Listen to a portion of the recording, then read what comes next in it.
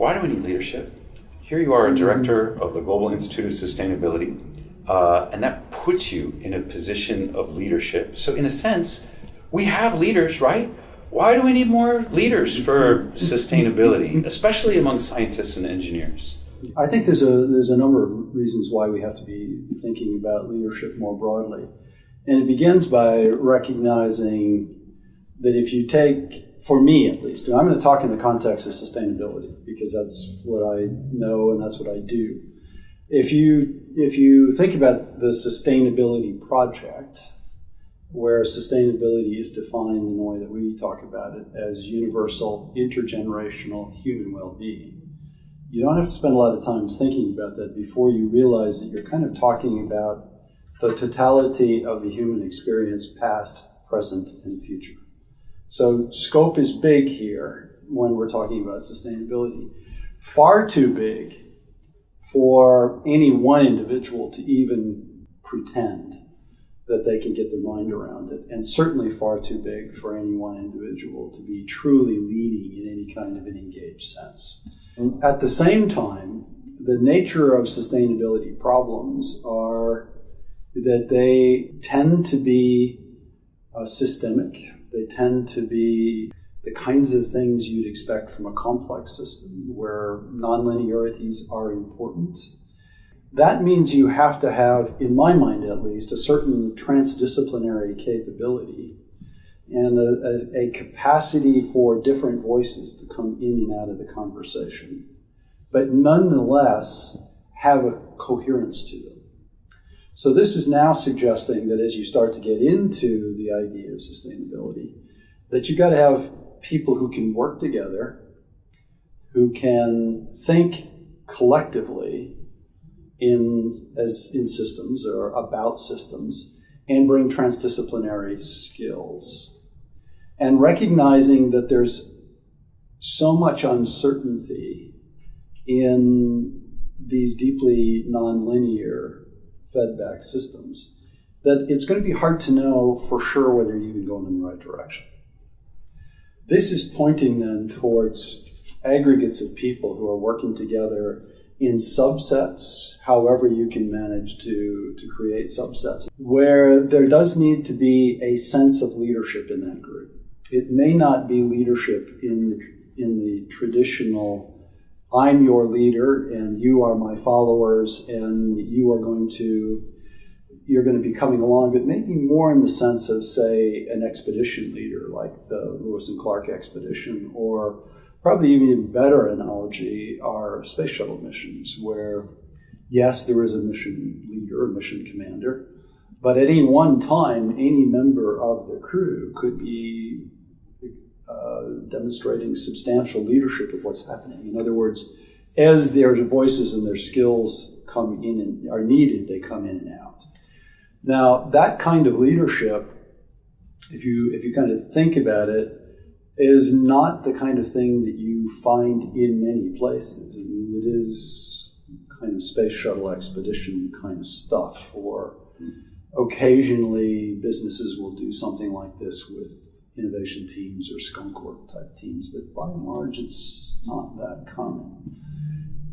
If ASU has as its goal to address then the sustainability project, universal intergenerational human well-being, and if we have as our goal to do it globally and at scale, then we need a different kind of leader. And we need as many of them as we can find and build.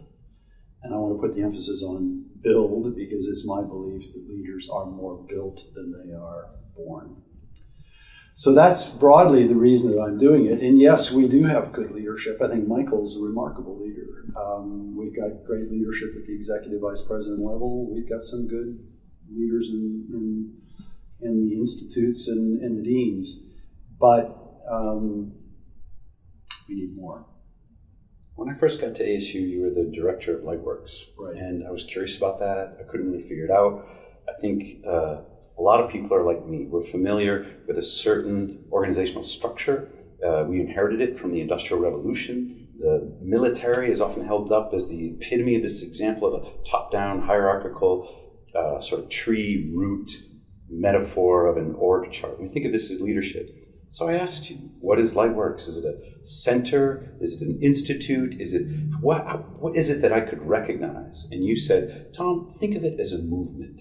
That's right. Tell me about that transition in leadership, because that's kind of what you're describing. It is. The way that Lightworks actually operates is, to begin, it's a community of like-minded individuals. We all begin by believing that energy is important in the way that the world plays out, and again, against this context of well-being.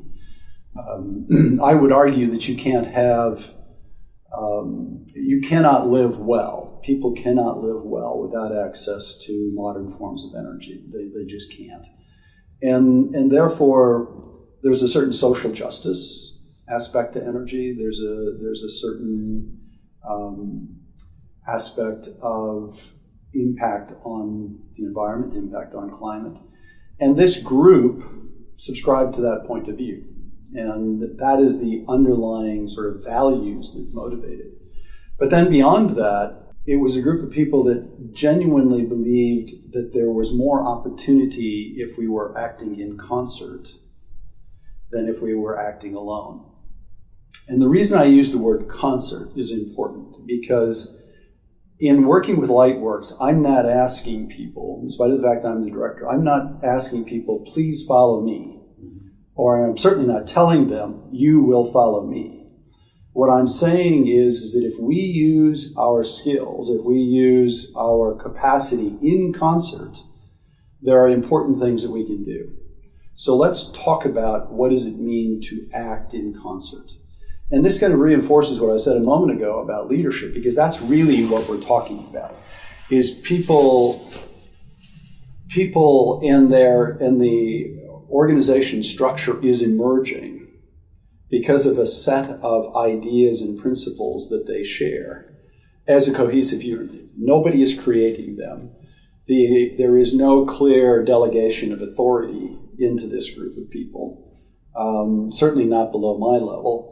And nonetheless, they are cohesive. And they're cohesive because of the set of values and the commitment to using their skills and their resources in concert. And that's the way Lightworks works. And it actually, in a university environment, which I think would be hard actually in most other environments, but in a university environment where faculty members may not have been exposed in their graduate and postgraduate education to thinking in terms of bigger teams all that often, they do get the idea of collaboration, and they do get the idea of adding what they have to offer to what other people are doing and working together. But there's a mindset in the university about leadership as if leadership was a race. But our whole lives we've been in this academic, I don't want to call it a treadmill because we are getting somewhere, but we've been on an academic path. Right. And the rewards sometimes accrue to the people who are running that path the fastest. So we think of those people as being in the lead. Who's got the most publications or the most citations or the most research dollars? When the Leadership Academy first started, Michael Crow gave a speech saying, that's not the kind of leadership that we're talking about here in this academy.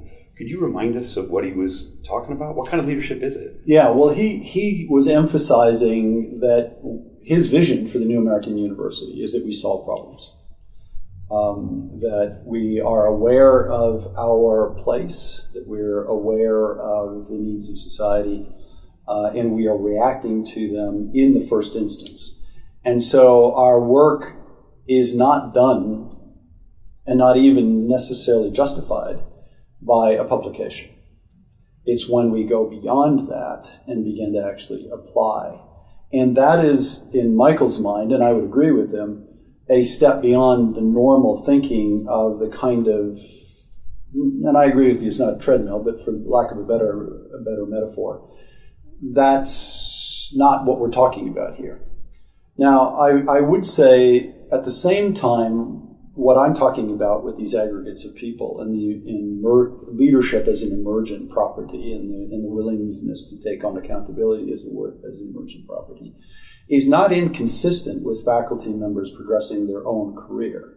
Because if they work in larger groups and they get bigger grants, it may actually be on a cost-benefit basis. It may actually not be a bad thing. If we're out working with different groups of people than we would traditionally do, in my case of energy, NSF, DOE, that crowd, if you're now talking to the World Bank, or if you're now talking to a company, or if you're even talking to USAID, which would be non-traditional for us, these are opportunities that a typical faculty member probably isn't used to. And they can't take on by themselves. And they can't. And I think this is a critical point, Tom, because part of what we're offering, and part of what I'm offering in Lightworks, and we're doing this in other areas besides just energy, is to say to a faculty member, well, if you'll join with us, and if you will use your capabilities in concert with us, we're going to do background work and we're going to do support work that you have no time to do. And it would be a huge risk to you to take it on, because if you failed, you will have invested an awful lot in it, and the opportunity cost associated with that is a lot of risk, especially for young faculty. New American University, as you pointed out, it's not about making a change in the library anymore. It's about making a change in the world. Right. And you said that's the challenge of the sustainability project. Now the implication is that a change needs to be made in the people. We wouldn't have a leadership academy, and we wouldn't be training or building leaders if we didn't think that there was an opportunity for them to change at the scale of their person. And I know that you have gone through a leadership training program as part of your executive training when you were at BP. And you described that program to me as transformational for you and the cohort who went through it.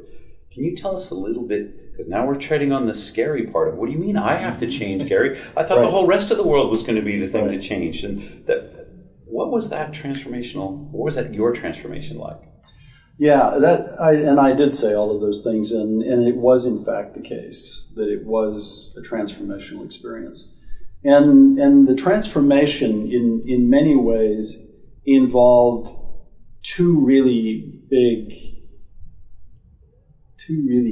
ways of thinking about the world. One was recognizing just how much bigger and complex it was than I was used to in the way that I was behaving, in the way that I was operating. You kind of are aware, or at least in my case, I was certainly aware that the world is big and complex, but I had no relationship to that scale and that complexity. It was out there, very much in the way that the scenery is out there as you're walking down a path. It's there, it's interesting, but I have no relationship to it other than I recognize that it's there. Part of what the training does is say, well, actually, that's not the case. What you're talking about is context, and you have all sorts of ways in which to think about context. And people are impacting context all the time. In fact, one of the very important things that I learned is there are two kinds of people. There are those people who create context, and there are those people who take context.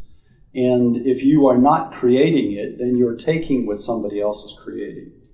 And you can make whatever choice you want to about that.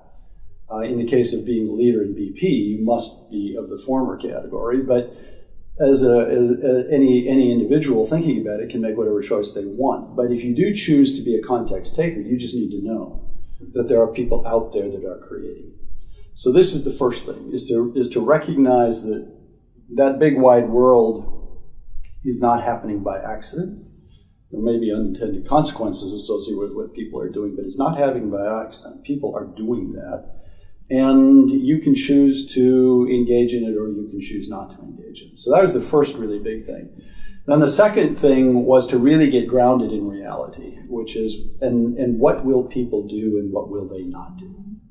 And I think this is particularly important in thinking, trying to be visionary in the way that you think about things. That it's important to think about really interesting futures, and in the case of sustainability, a future where everybody could live well, and we could take into account intergenerational needs and requirements.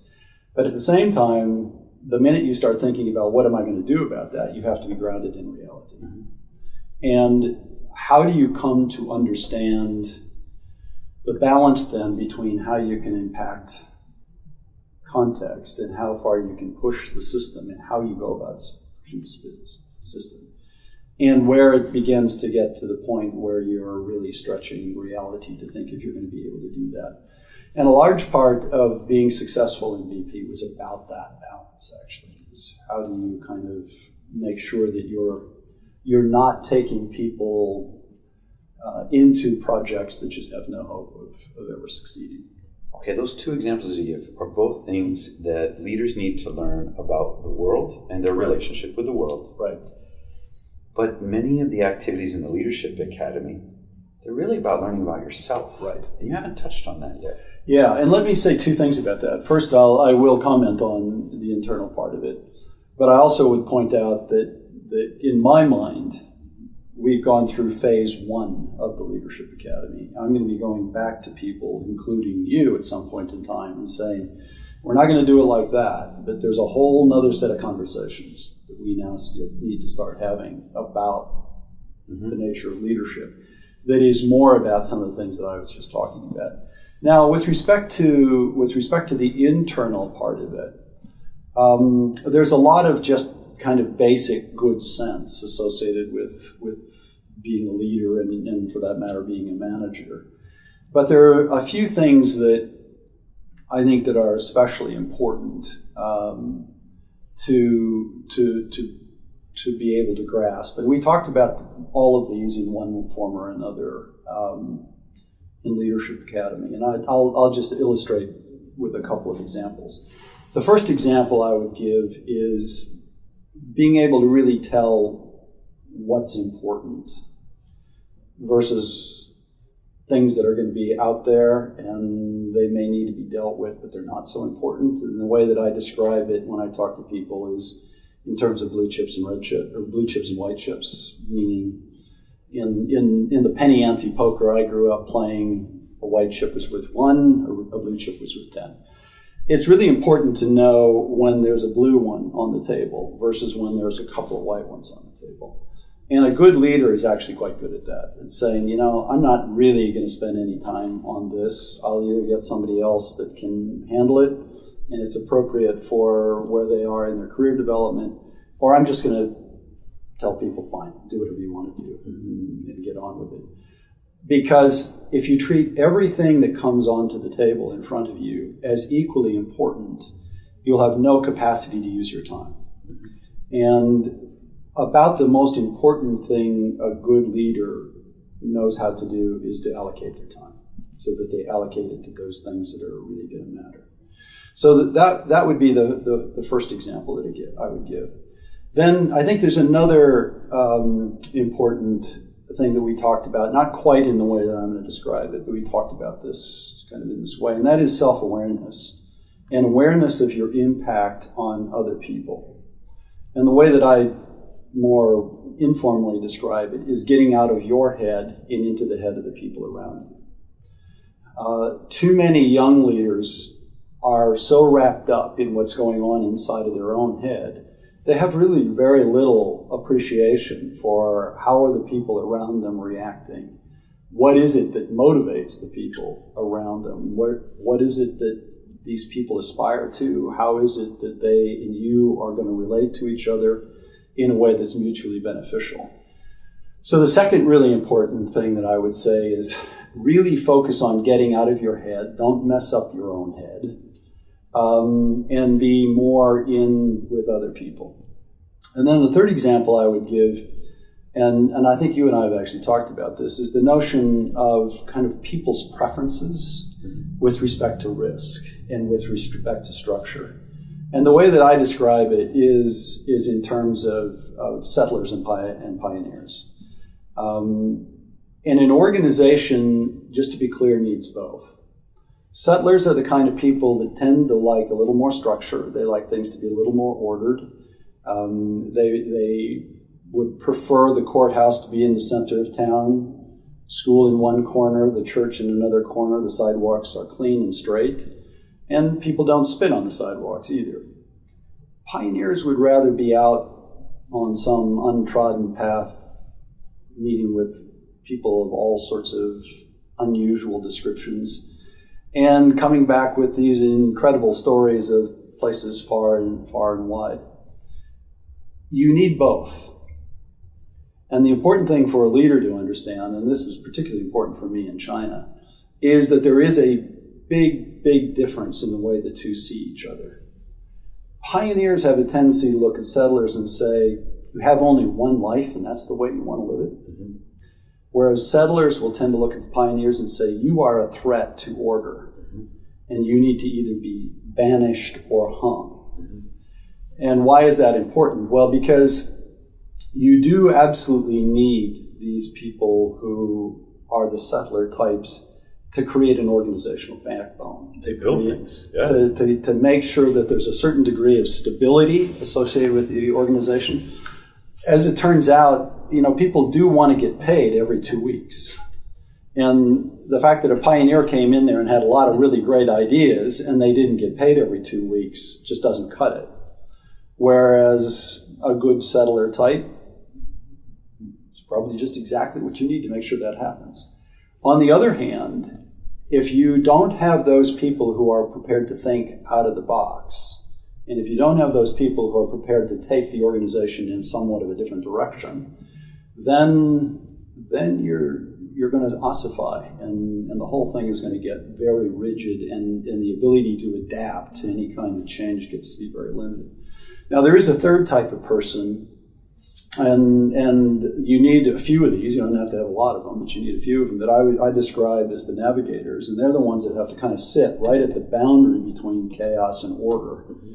and kind of turn the ship a little bit. So if you need relatively more pioneers, you can do that. If you need relatively more settlers, you can kind of shift these back and forth. Now, this is a metaphor that I wouldn't encourage people to stretch too far, but it does represent something that's important, and that is the risk tolerance and the way in which people perceive risks, and the way in which the leader has to make sure that he has the capacity to both create sufficient stability that the organization can perform effectively, and at the same time enough experimentation and enough comfort with risk that it can adapt.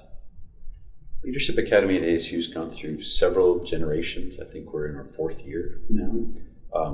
But it's the Global Institute of Sustainability, not the ASU Institute of Sustainability.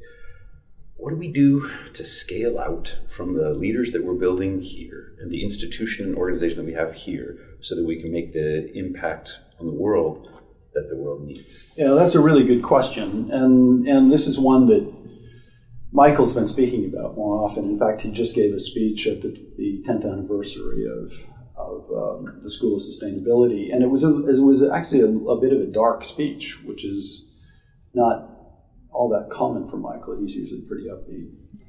But he was making the observation that the challenges to sustainability are growing faster, perhaps even exponentially faster, than our ability to respond to them. And this is a scaling problem. Other problems associated with that reality as well, but it's certainly a scaling problem. And the Institute has been spending a lot of time thinking about that. And I would make a number of observations. First, we're headed for a world by the middle of this century that's going to be around 10 billion people, just under 10 billion. And in the absence of death and destruction on an unprecedented scale, there's really not much you can do about it. In other words, either the people that are going to be alive then are already here, or their parents are here, and certainly their grandparents are here. So the ability to bend that curve materially below 10 is just not there. So that's the reality. If you impact directly or indirectly 100 million people, that's only 1% of the population. And if that's the best you can do in talking about interventions towards sustainability, then you're really not having much of an impact. Well, then step back and say, well, what is there out there that we can normally lay our hands on that can impact 100 million people with any kind of reliability at all? It's really, really small. The biggest of governments can reach 100 million people. The customer base of Unilever is probably around 100 million people. Certainly the customer base of Walmart is probably around 100 million people. But these institutions are not, in the first instance, about sustainability. And they may have sustainability as one of a list of things that are a concern to them, but they're not fundamentally about it. So there is a really big challenge here that we have to address, both in terms of scale and in terms of pace. Where we are in our thinking about this is, number one, to recognize, for the reasons I just gave, is that it seems unlikely that any single organization is going to emerge that can do this on its own. It seems unlikely that the government of the United States is going to turn its attention entirely to sustainability of this planet. Walmart, frankly, is doing a lot of good work with respect to sustainability, but they're a business. They're not in the business of sustainability. Arizona State University will never have the scale on its own to do this, nor will any other university. So what we're thinking in terms of is networks. And what we're doing in the first instance is creating a core of universities globally that are prepared to collaborate, and particularly would collaborate with respect to the way in which we can address sustainability problems. In other words, think in terms of interventions and outcomes into sustainability questions. Now, here's where a couple of things come into play that we've already been talking about. One is this idea of leadership. So now we're talking about being able to aggregate people on a global scale across multiple institutions. We're not only just talking transdisciplinary. In transdisciplinary terms, we're also talking in terms of trans-institutional terms. And the leaders then that we're talking about and that we're striving to produce, I'm hopeful are going to be able to step into those roles on behalf of us. And to the extent that our partners see this as the kind of people we need, we'll begin to replicate the idea that, well, let's build more of these and we can start building them all over the world. Now, needless to say, that's step one, because even a global institute or a global network of universities is got to be really, really big before it's going to get to 100 million people. But there's where I think we can begin to recognize that we don't have to act alone. And I'm going to take a little bit of a sidetrack, so bear with me here. I tend to think about society in terms of four big communities. The first community is civil society or civic society, and I would include in there NGOs, philanthropic institutions, cultural institutions, and the faith communities. The second big community is government at all levels and all the way up to the global institutions that we have. A third big community is the business community. And the fourth big community is academia. And I separate academia from civic society because it is distinctly different in the way that it approaches its mission from the others in civic society. I make the assertion that if a sustainability project is going to succeed, universal intergenerational human well-being, all four must engage together collaboratively. And I say that for two reasons. One is that we need the skills, the insights, the experiences, the resources of all of these communities if we're going to succeed. I don't think you can even do it with 2 out of 4 or 3 out of 4. The second reason is that none of these communities, in my opinion, have the ability to circumscribe the impulses of their most extreme elements internally. They all must look to one of the other communities to bring order to the extreme elements of their community. And across the board, I think this is true. So that means there's also a checks and balances associated with having these communities engaged. Well, if you're prepared to think in those terms, then I think that a network of universities sitting at the core of a network initially can then begin to think about what does it mean to reach out to the other communities. Now you can talk scale, because if you think about government is in some form or another pretty nearly everywhere. I mean, there is places where governance is broken down, but even there's typically an informal governance. It may be gangs, but there's something there. And of course, the faith communities are everywhere, as are the NGOs. So then what I think you can reasonably begin to think about is once you get a core where you're developing the leadership, where you're developing some of the underlying ideas about how do you engage at scale, and in particular, how does information need to flow between communities in different parts of the world, then you can be thinking about how do you bring in these other groups of people, or how do you engage with them in their own projects, because in many instances, these groups of people are already out there doing these things. So I think the ultimate leverage comes from reaching out into these other groups. I think initially this is going to be pretty local, but you could envisage it getting to higher levels. So that's where we're headed, is to begin to think about how do you get a core, and then how do you reach into these other communities. Let me build off that as a way of wrapping up. One of the things I learned in the Leadership Academy is that leaders, their job is to influence. They have to be comfortable with saying what they want. When you say what you want, you risk rejection from people who don't want what you want. But if you're going to lead, you have to be comfortable saying, I want this. Let's imagine you, because you know I've invited you to be a keynote speaker at our symposium, and they're representatives of all those communities, although it's mostly academic. We're talking to those communities. What do you want? What can you ask of them? Well, I think there's several things that we can ask. One is do we see the sustainability project in anything like the same way? In other words, does it resonate with you that we are talking about universal intergenerational human well-being? And if that doesn't resonate with you, what does? I mean, what is it do you think we're in service of?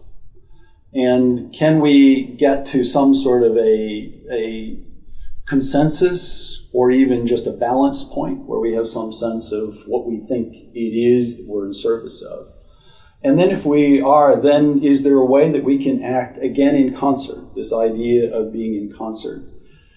So if we're talking to a faith community, often typically they have local parishes or congregations or mosques. What are you trying to achieve locally? Is there a way in which we can act in concert that can push well-being in your community? If you're working with business, there's a good line of reasoning that's beginning to emerge to take business away from this core idea of it's all about shareholder value to it's actually all about what is it that you are giving to society that are going to cause them to want you to be there. Well, let's talk about what does it mean to contribute to society. Is there a way in which we can act in concert with respect to those things? So the request is going to be, can we be in concert around something that is simply bigger than our own typical, stereotypical, narrow interests? And that would be the request. Can we act in concert? This is great. This is fun. I want to do 4 more of these.